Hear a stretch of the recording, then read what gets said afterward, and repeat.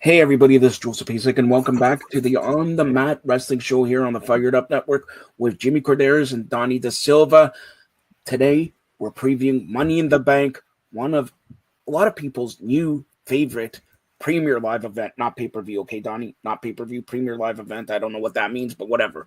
Okay, let's get to the card. I mean, you everybody knows it's a pay-per-view. They decide to change it to premier live event, but you're not paying per view. You're paying for a month of lots of stuff to view. That's why it's not a pay-per-view. It literally isn't. Does this guy work for WWE now? No, I just know the English language. All right. Okay, let's talk about the men's Money in the Bank. Solo Sikoa, LA Knight, Penta, Seth Rollins, Andrade, and Jimmy's favorite, El Grande Americano, Donnie. I have two picks in this match. I have two picks. Everyone in the world thinks Seth Rollins is going to win. If Seth Rollins wins, I will wear my Psycho Clown mask for the next month. I don't think Seth Rollins is going to win. Because there's just too many other side stories to keep him from doing that. So I don't see that happen. Just like everyone was predicting CM Punk was going to win, he's not even in the match. To me, there's two logical storyline choices. One is the one that Jimmy's probably going to reference, so you probably should have gone to him first, but that's Grande Americano. Okay. And the other one that makes complete sense from a story perspective, who is actually my undercover dark horse favorite, is Solo Sikoa. That's who I'm picking. That's who I think. Those are the only two guys that make sense story-wise, right? Like Andrade, why is he even there? LA Knight, why is he even there? Who else is in this thing? Penta, he doesn't need this. He's so over. He doesn't need this. How's he gonna surf walk to the ring holding a briefcase? No, it's stupid. Stupid. Yeah. If you look at Solo Sikoa, and this is why I'm picking Solo Sikoa, because it sort of ties in to me coming back and The Rock sort of screwing John Cena's. They're, Solo Sikoa family rock. So, but I digress. Go ahead, Jimmy. Yeah, I understand. Oh, excuse me. Let me clear my throat. And no, Solo Sikoa makes sense from the grand scheme of things as far as story goes, because as you know, WWE is very story oriented, and it makes sense. I know a lot of people are thinking, well, Seth Rollins is a logical choice. No, the logical thing in that match is CM Punk costing him the Money in the Bank. That's what makes the most sense there for Seth Rollins, in my opinion. But the one I'd love to see win this one is El Grande Americano, and he wins that briefcase. And guess what he carries around in his briefcase when he's El Grande Americano? The AAA Mega Championship. Not bad. I was on board with that until I put on the Penta mask. Now I feel like I might have to cheer for Penta. Oh, my God. I'm just saying, You should keep it on. You should keep it on. Next, the ladies match. We'll start off with Jimmy here. Alexa Bliss, Roxanne Perez, Rhea Ripley, Julia, Naomi, and Stephanie Vaquera. For me, this one is who benefits the most from this. Obviously, Rhea Ripley doesn't. Stephanie Vaquera, I know a lot of people are thinking her, but she doesn't. Too soon, in my opinion, for her. And it always works best when the Money in the Bank briefcase is on a heel.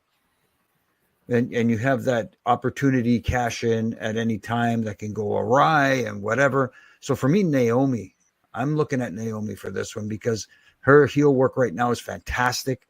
She's dived right into it, and it almost like fits her like a glove, in my opinion, to have the Money in the Bank briefcase. Donnie? Yeah, it really does. I'll be honest with you. I feel like this Money in the Bank match, the women's match, is missing a lot of star power. I feel like there's a lot of women that probably should be in this match. Naomi has never been more poised for a big win in her entire WWE career, ever. right? There's never been a time when the story dictated she should go over. However, that almost makes me think that's why she won't go over. And that'll just lead to her descending further into her madness. It's possible. We'll see. She's got to be the odds-on favorite. If you want to go with another pick, I mean, it's almost a pick 'em at this point. Rhea Ripley doesn't need it, even though a lot of fans will say she's the favorite. Roxanne Perez, if she got it, you could do some really interesting stuff with her, but I don't think she gets it right now. Alexa Bliss, I don't know what they're doing with Alexa Bliss. They could do something with this if that's what they wanted to do. I always think, though, and Jimmy and I have discussed this, the Money in the Bank is 1,000 times more intriguing when a heel wins it.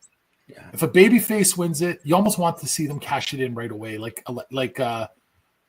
Liv Morgan did a couple of years ago. She won the Money in the Bank. She cashed it in that night on Ronda Rousey, right? That's kind of the way you want to see a babyface use it. Right. Stephanie and Julia, no. It's too soon. Okay, so let's go to the ladies' intercontinental title match. Laura Valkyria versus the man, Becky Lynch. And I'm telling you right now, Becky Lynch is going to win. Jim? Oh, me?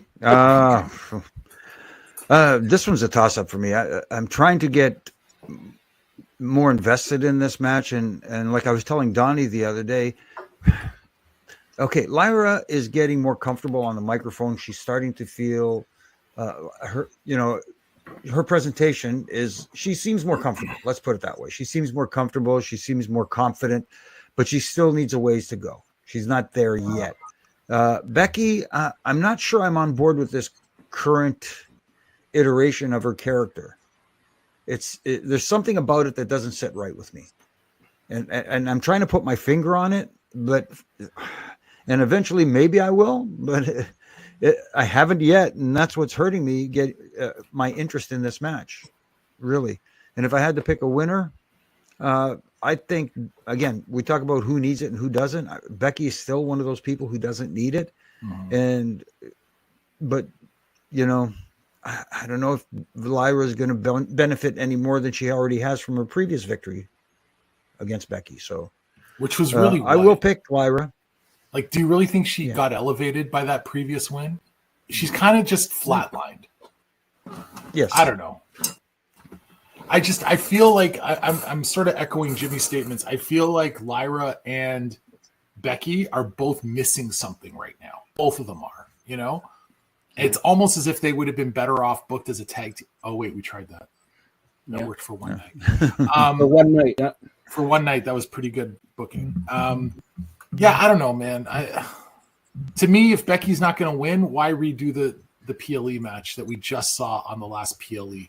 When these shows only have 4 or 5 matches, and these two ladies are doing the same match 2 shows in a row, I find it hard to get excited. And if Becky's not winning, then I'm going to be cheesed that I sat through it. That's all right. So let's get to the main event. Cody and Jey Uso versus John Cena and Jimmy's favorite, Logan Paul. Jimmy?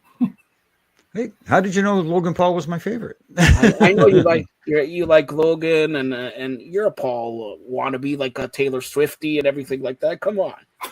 Oh man, the secret's out. Stop it, Joe. You're giving away my secrets. Man, this one is interesting. Norm Rumack. Norm Rumack loves them. Sorry.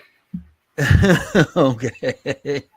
This match is very interesting because you talk about options and different scenarios and different ways you can go. There's a lot of possibilities in this one, having the 2 main champions tagging together against their 2 main rivals. Oh, no, wait. One champion on one side. I'm confused here. Hold on. Sorry.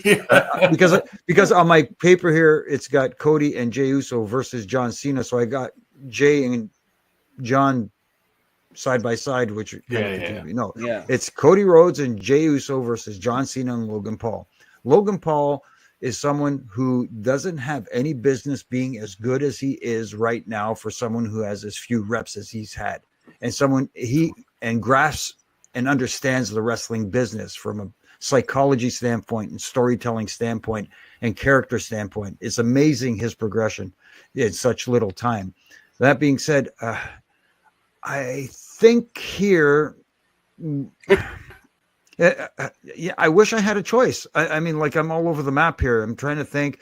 Well, I could see Cody pinning John Cena to set up the rematch between them. I could see Logan Paul pinning Jey Uso to set up a match between those two.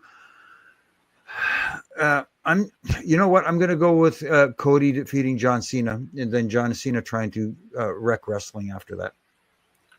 Hold on, before Donnie says it would make sense. Hunter has a match with Jay on Monday. Would make sense if he comes out and sort of helps Logan and John Cena there. That's Donnie, you say. Yeah, I mean, listen, we're going to get into real specific booking decisions. Is that possible? Of course it's possible. Does it need to happen? No, because you have enough star power between Cena and Logan Paul as heels. They both cheat and fight dirty to win, which is one of the things I really like about both of them as heel characters. They're not just trying to be cool. They both cheat to win, which is what heels are supposed to do. I don't have a clue. Like, Jimmy and I discussed this one on this week's show. I don't have a clue where they go with this match, because if the goal is to set up Cena versus Cody immediately, then to me, you have Cody pin Cena.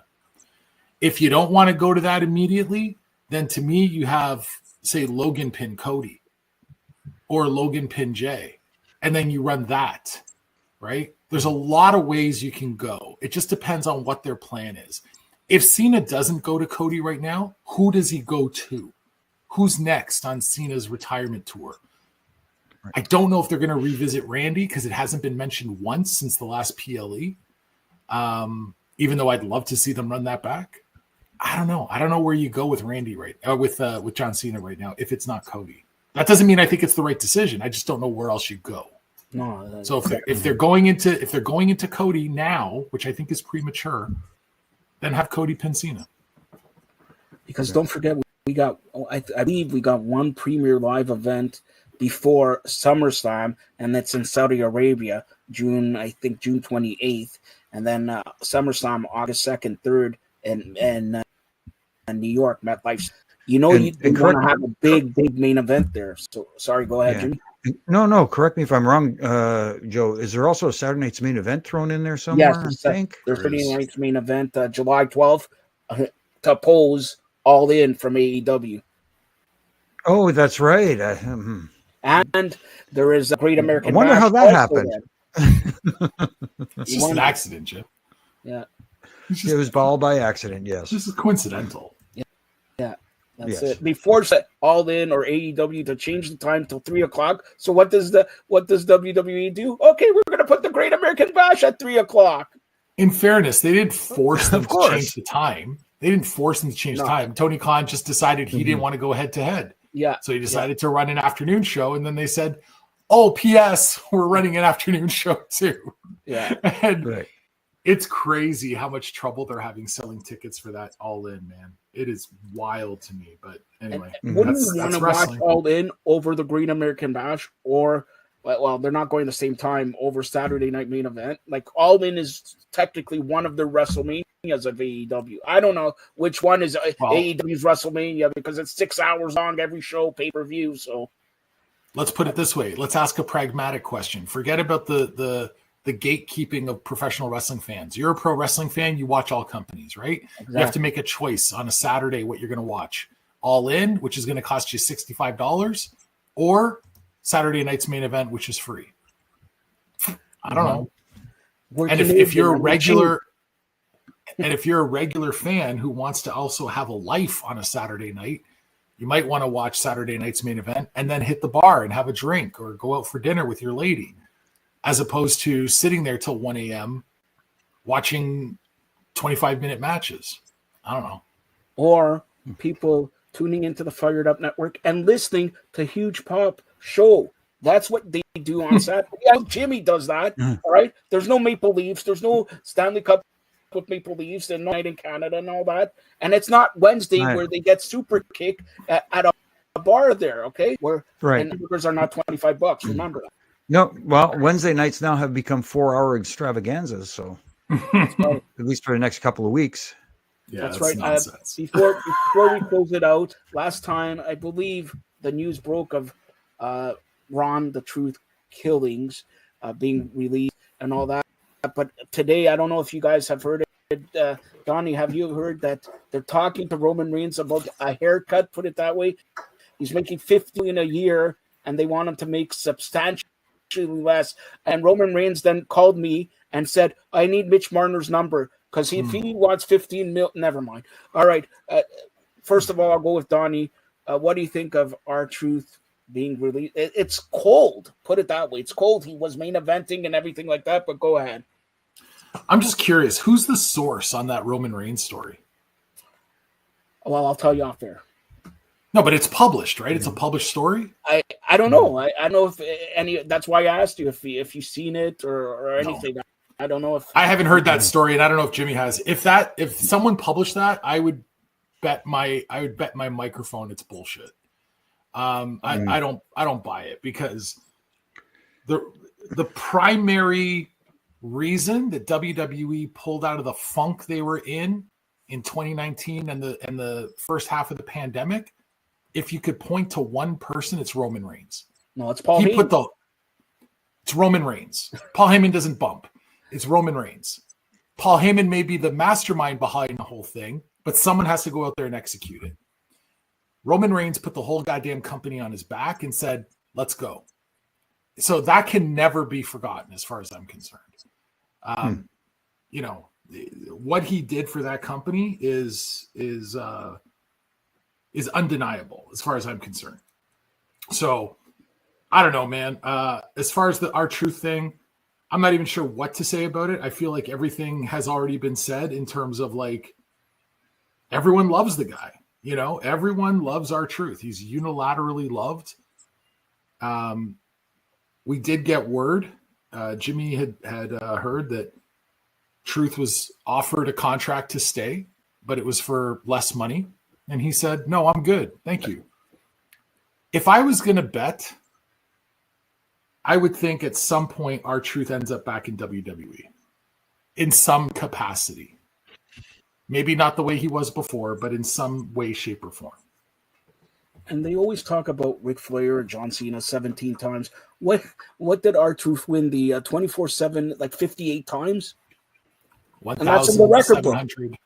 Yeah. He took it and he defended it on the 401 or something like that. But Jimmy, you've been with WWE for over 20 years and all that. Sometimes when this happens with R-Truth, how surprised, and they were talking about, oh my God, they're shocked. Is this real or whatever? How surprised are the boys and ladies backstage? I think to a certain extent they're surprised, but most of them have been around long enough that stuff like this is more upsetting to them because of someone like an R-Truth who is so well liked, as opposed to surprised. Yeah. That being because they understand the nature now, especially in a corporate environment like the WWE, TKO, and Endeavor is right now. It's more likely to happen in that form or fashion. Now,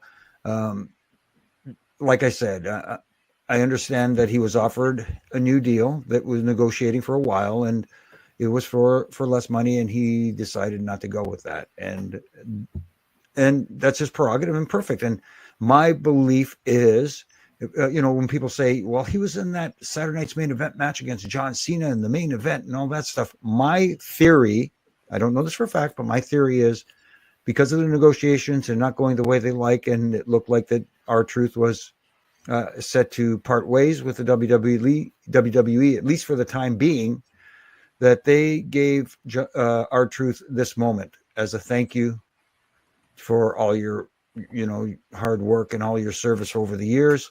And then R-Truth went out the right way the next week by putting JC Mateo over, which is what you do on your way out. So they gave him the thank you, and then thanks again for doing the right thing on the way out. And I think Donnie's right. You're going to see him in some form or fashion. I mean, look, they got guys like Titus O'Neil doing the ambassador role. Big E does the pre-shows and the post-shows on the PLEs and stuff like that. So there's multiple opportunities for him. It doesn't have to be just in ring. All right, so I'm going to close it out because last time when you were on, as I mentioned, they should induct all referees into the WWE Hall of Fame. I've gotten 17 emails about that, and it says, "Hi Joe, great job, and great to have you." Why? Can you tell me why they haven't inducted one referee in the WWE? And you're right. If there is one, it should be Jimmy Korderas. Now, are you going to keep the ring or give it to Donnie? That's all I want to know, because Donnie now, he's a focus now. He'll put the ring in the mask and everything like that. So, Hey, Donnie's my bro, but guess what? The ring stays with me. Yeah, no kidding. I don't want his ring. I may make him kiss the ring. That's it. But honestly, if they do that next year or a year after, take me through your thought and all that, because it's been, how many years have you not refereed, put it that way? With the WWE since 2009. So, time has passed. So I'm thinking, what is it? 16 years now. My goodness, where did the time go? Yeah, but Joe, he refereed on TV 2 weeks ago for TNA. Yeah, I know. He was there with Santino and everybody like that. Yeah. Prominent match. Yeah. The only, you should have had a huge pop shirt on. Come on, referee, and put a side patch there, a huge pop. I take royalties on that. Come on. That would be cool, but I think I'd have to deal with Tommy Dreamer after that, and I don't want to do that. No, don't he's king of hardcore. So Stone, me and him are friends, so I could have got it with you there, right? So, but how was that experience? No, that was amazing. Being there with everybody from TNA, they were so welcoming, and everybody was so friendly, and it was cool. And I got to bring my wife along, and she had a blast. Getting to see some old friends like Matt Hardy and people like that, and then getting to meet some new friends. Like Mike Santana is amazing. Got to meet the Trick NA champion as well, which was kind of cool. And meeting old friends and also getting to make new friends. It was kind of the best of both worlds. What can I tell you? That's it. All right, Donnie, you close it out here. How can everybody get a hold of Huge Pop Show? Pretty simple. Just go to hugepopradio.com. There you will find access to everything. You'll find access to all of our episodes, all of our affiliates, all of our sponsors, all of our social media. It's all there. You can also, of course, go to the Fired Up Network, and you'll find us there as well. We're a proud partner with the Fired Up Network. But yeah, man, if you're brand new to our show, to Huge Pop, I'm going to say this proudly and without any form of hyperbole. And Jimmy, if I'm being unfair, you can call me out. There's a lot of people out there that do what we do. There's a lot of people out there that are interviewing professional wrestlers and doing that sort of thing. I don't think anyone's doing it better than we are. Anybody. And that's why I just picked the best. The referee who should be in the Hall of Fame, and Donnie, we go back 30 years, so you should be in the Broadcasting Hall of Fame, okay? So that's all. And then y'all kiss my ring. There you go. That's it. Don't forget, Money in the Bank happens this Saturday, 7 p.m., like you can see on here, and let's hope for a great, great premier live event. Thanks a lot, guys. Thanks, Joe.